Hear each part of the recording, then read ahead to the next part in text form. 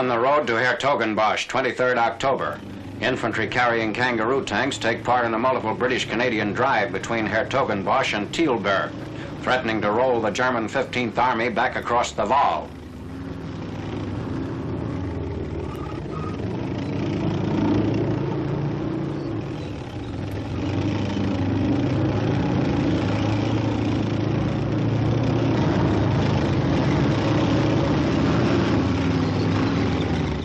Opening fire near Hertogenbosch, eastern anchor of German defenses between the Nijmegen salient and the North Sea.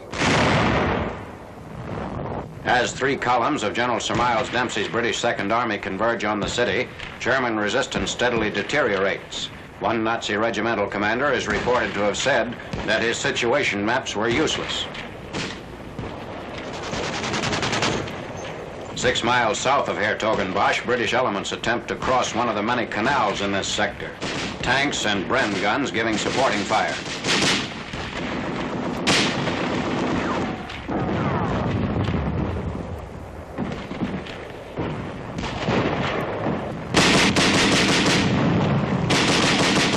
Climbing the canal bank into Boxtel. In 3 days, the offensive, which had opened 22nd October on a 12-mile front, widened to cover a 50-mile front. On the outskirts of Hertogenbosch, for centuries, key city and Dutch defenses. A crocodile flamethrower directs its fire at the opposite bank of a canal.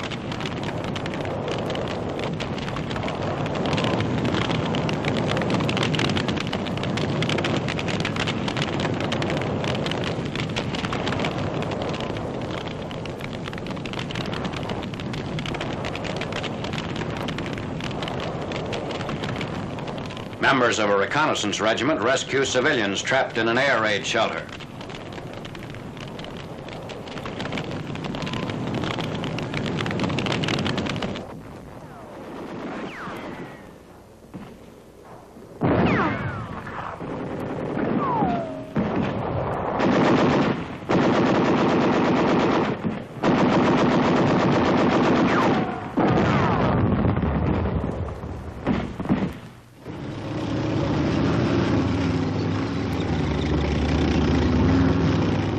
Liberated citizens, under German rule since the spring of 1940.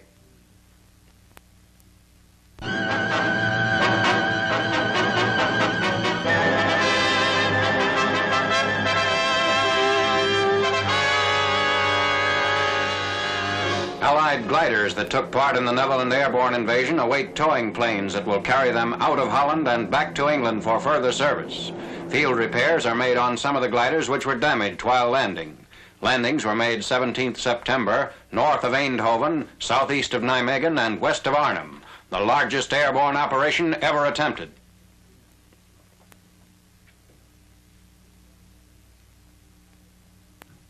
C-47s of the 9th Troop Carrier Command arrive on the continent with a double mission: to bring supplies for the front lines and pick up gliders from the Eindhoven sector. Major General Paul L. Williams, commanding general of the Troop Carrier Command, observes the unloading at a cargo terminal point. Meanwhile, at the glider field, an improvised airstrip, preparations are made for the pickup.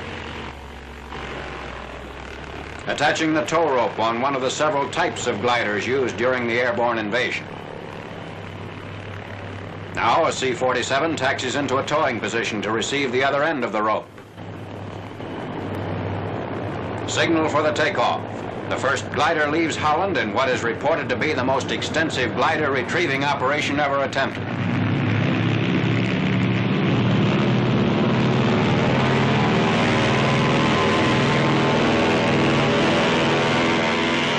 A special glider pickup device is used, designed to make the landing of a tow plane unnecessary. The glider is ready for a snatch pickup, but the tow rope snaps loose, springing back at the glider's nose.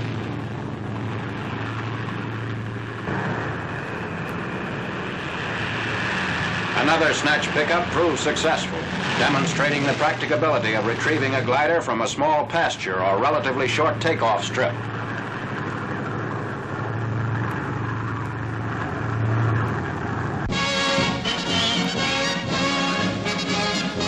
Corps films of American planes engaging in Allied tactical operations on the Western Front.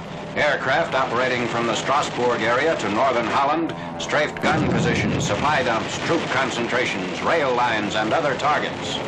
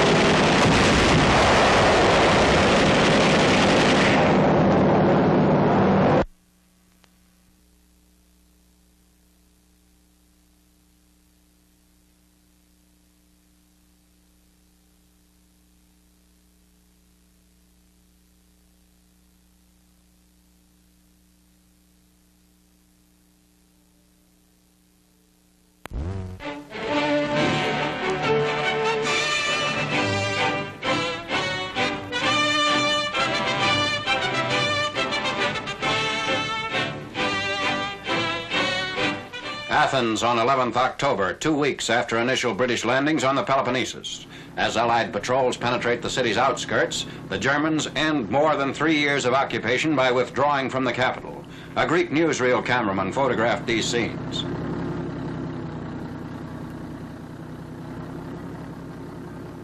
The Nazi exit is the signal for a 3-day celebration by the Athenians.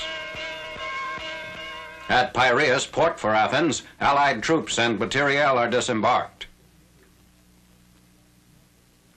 Greek resistance organizations join forces with the incoming Allies. Many partisans wear the cap badge of the ELAS, fighting arm of the EAM, or National Liberation Front. Allied operations are on a minor scale here. The Russian advance in the Balkans forced withdrawal of the bulk of German forces. Guerrilla activity in Yugoslavia also interfered with Nazi communication and escape routes. Water is brought in as a sanitary measure. Of 7 million Greeks, it is estimated that almost half are victims of tuberculosis and malaria. Premier George Papandreou, head of the government in exile, returns to Athens on 18th October after first setting foot on Greek soil again at Piraeus. He is accompanied by British Army and Navy officers. Cheering Greeks display banners of the partisan units which had helped liberate their country. The premier lays a wreath on the tomb of the unknown soldier.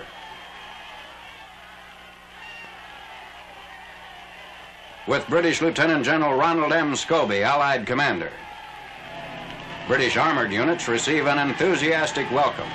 Refugees from areas devastated by the Nazis are said to have swollen Athens' population to almost twice its pre-war size.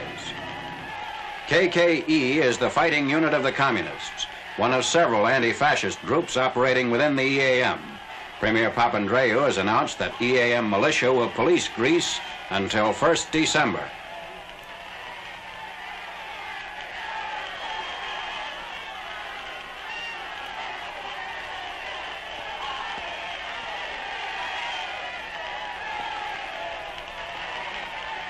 Inflation, one of the results of destruction of at least 30% of the national wealth by the Germans. Worth slightly under a cent before the war, the drachma must now be considered worthless. The preferred unit of value has become an egg or a cigarette. Incoming Tommies found ordinary Atabrine pills the best possible money. Bread is 12 billion drachma. Cigarettes, 20 billion.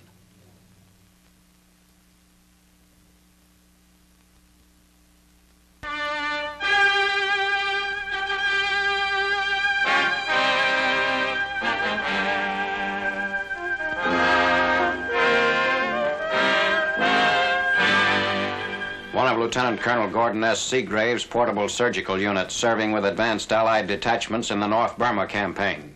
Units such as this, with their makeshift jungle quarters and mixed American, Burmese, and Chinese personnel, often administer surgery under Jap artillery and sniper fire. Colonel Seagrave operates on a wounded soldier.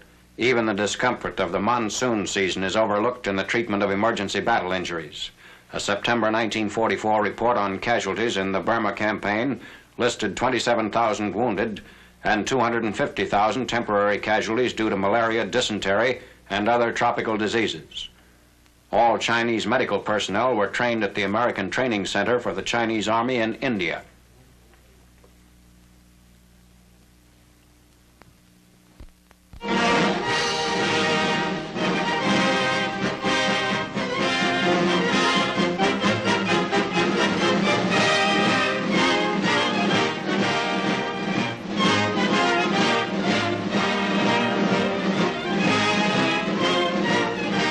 Starting at Saipan in June, then striking at the Bonines and landing on Guam, the Navy's 1,500-mile Pacific offensive drew closer to the Philippines.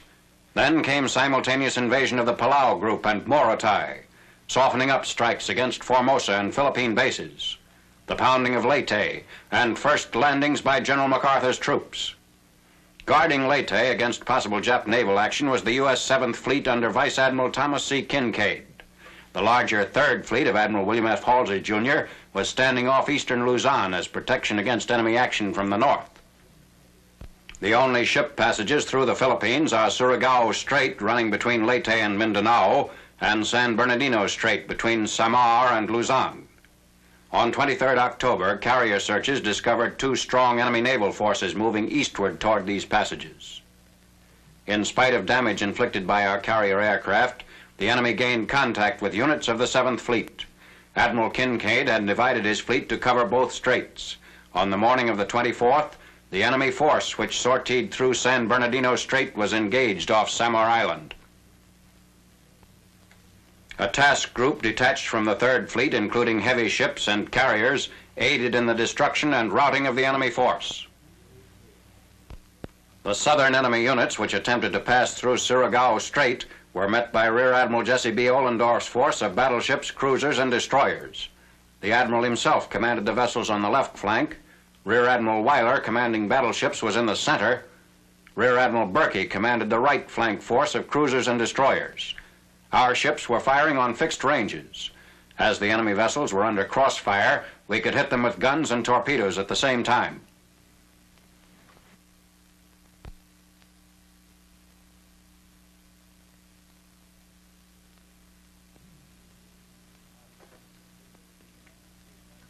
Our forces pursued the retreating enemy through both the Surigao and San Bernardino Straits.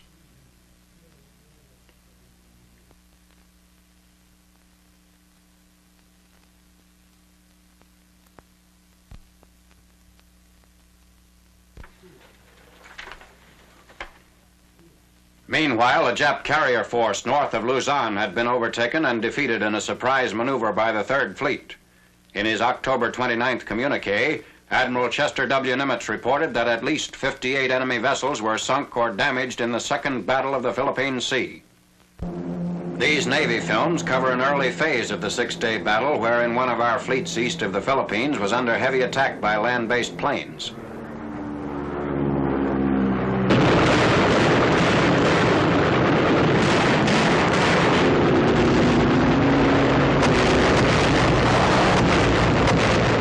Zeke comes down in flames.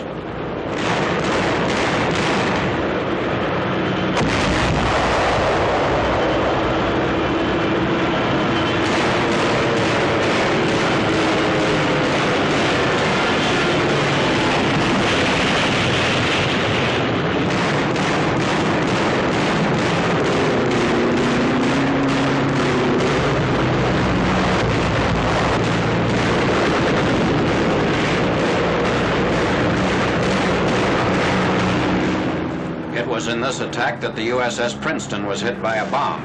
The ship was so badly damaged by a subsequent explosion in her magazine that she had to be sunk. The Princeton, a 10,000-ton carrier of the Independence class, was the first combat carrier lost in 2 years.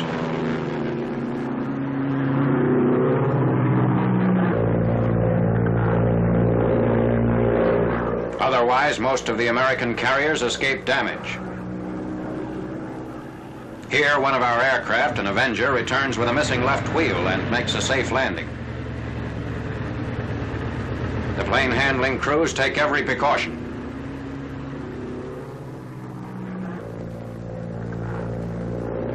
Another pilot brings down a damaged Hell Diver, which is minus its tail hook.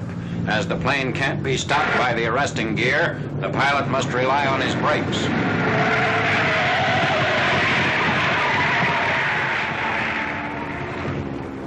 This ship is trailing smoke as the pilot covers the last yards to the carrier.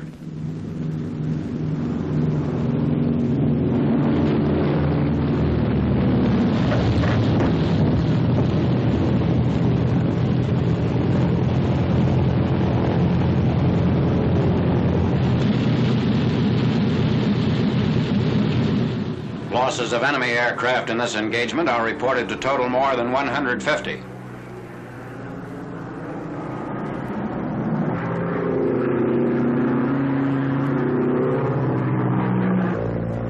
The Navy's top-ranking ace is Commander David McCamel, here seen returning to his carrier. Commander McCamel's plane shows 19 Jap flags. 2 more were added on the mission from which he now returns. He has since been credited with 11 more kills, bringing his total to 32. In paying tribute to the fleet's airmen, Admiral Nimitz said in his communique, "Much of the credit for the destruction inflicted on the Japanese fleet goes to the naval airmen who gallantly and relentlessly pressed their attacks home with telling effect."